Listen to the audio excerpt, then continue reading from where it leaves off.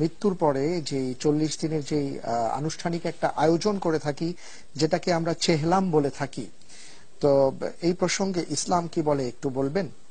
জি, আমি এ ব্যাপারে মোহতারাম আপনার কাছে আসছি।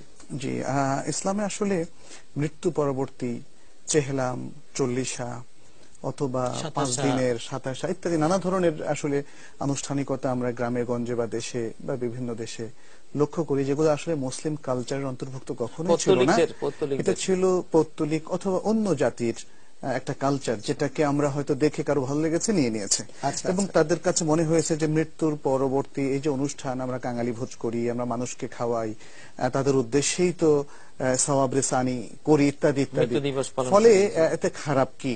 এটা হচ্ছে একটা দৃষ্টিভঙ্গি, কিন্তু আসলে ইসলামে এর কোনো স্থান নেই, যেহেতু এগুলো হচ্ছে ইসলামের সেই রিচুয়াল যেগুলোর জন্য আমাদেরকে ওহির উপর নির্ভর করতে হয়, যেটাকে আমরা অন্য ভাষায় বলি তাওকিফিয়া।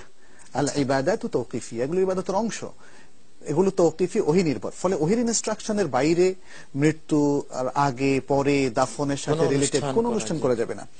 এখানে একটা মজার একটা মানে ভার্ডিক্ট আছে, সেটা সৌদি আরবের উচ্চ উলামা পরিষদের ফাতোয়া লাজনা দায়েমা, যেটা স্থায়ী পরিষদের একটা ফাতোয়া আছে, সেখানে তারা উল্লেখ করেছেন দলিল সহকারে যে এই যে একটা রিচুয়াল বা আনুষ্ঠানিকতা চল্লিশা, এটা কিন্তু ফেরাউনের সময়ের একটা রিচুয়াল ছিল, মিশরের, তৎকালীন মিশরের।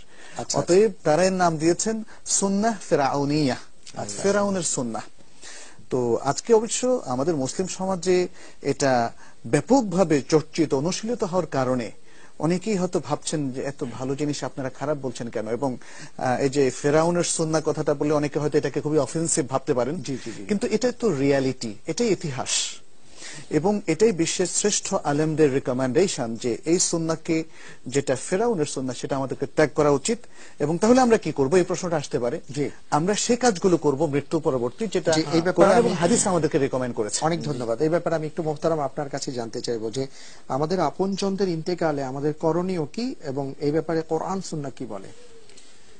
জি, আমাদের ডক্টর মনজুর ভাই যেটা বলেছেন আসলে সেটা তো একেবারেই বাস্তব কথা, এবং এই অনুষ্ঠানগুলি মৃত ব্যক্তির আযাবের কারণ।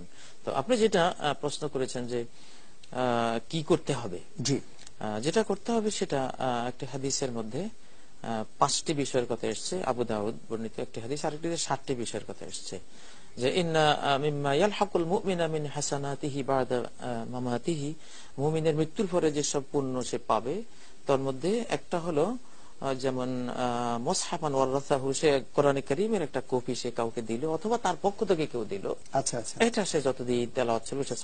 দ্বিতীয় হলো ওয়ালাদান সালিহান তারাকা, একটা সুসন্তান সে রেখে গেল, সুবহানাল্লাহ, একটা সৎ সন্তান, পুণ্যবান সন্তান, সে ছেলে হোক মেয়ে হোক, একটা সাদাকায়ে জারিয়া, সে তো দোয়া করবে, সে দোয়া করবে, সে চল্লিশা করবে না, সে দোয়া করবে, দাআ লাহু ইয়াদউ লাহু, এটা হাদিসের ভাষা।